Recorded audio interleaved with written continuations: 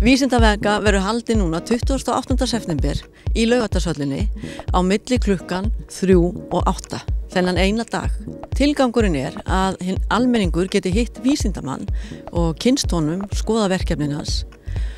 Og í þessu taka þátt vísindamenn frá Háskóla Íslands, heilbrigðisstofnunum, rannsóknarstofnunum, einkafyrirtækjum og öðrum opinberum stofnunum. Vísindamenn Landspítala hafa verið mjög duglegir að mæta vísindavökur og haft þær kynningar á sínum verkefnum.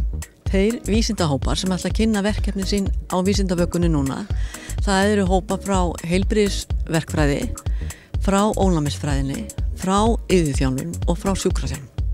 Verkefni sem ég mun kynna á vísindavökunni doktorsverkefni mitt í líflæknavísindum og þar sem ég rannsakaði áhrif skynjunandi jafnvægisþjálfunar á meðal aldraðra og óstöðugra einstaklinga og miðaldra fólk sem hefði dottið og úlfsbrotnað.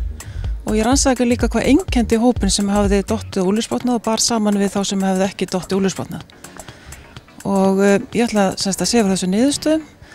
Skynjunandi jafnvægisþjálfunin hún reyndist mjög áhrifarík hjá öldru einstaklingunum, bætti jafnvægið, fækkaði byltum hjá þeim og hún reyndist líka áhrifarík hjá þessum miðaldra.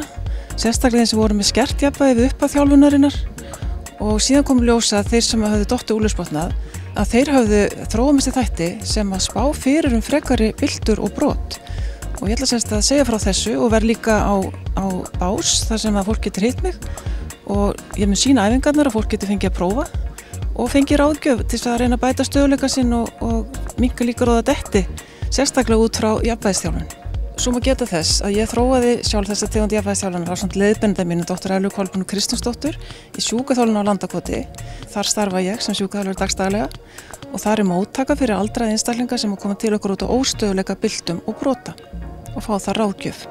Ég mun tala uppruna bólusetninga og hvernig fyrsta bóluefninga bólusótt var þróað og hvernig bólusótt var útrýmt úr heiminum í dag. Bólusótt eini sjúkdómurinn sem hefur nokkuð tíma verið útrýmt. Bólusótt var einn skæðasti sjúkdómurinn sem herjaði á mannkynið og bara á 19. öld þá talið að bólusótt hafi drepað milli 300 og 500 miljón manna.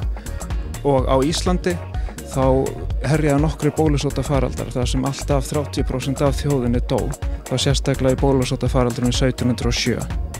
Ég mun einnig fara yfir hvernig eitt alheims átak á milli allra landa í heiminum tókst að útrýma bólusótt. Og í dag bólusótt eini sjúkdómurinn sem herjar á menn sem nokkuð tímann hefur útrýmt. Og ég mun líka fara yfir hvernig útrýmingin á míslingum, rauðum hundum og lömunarveiki gengur.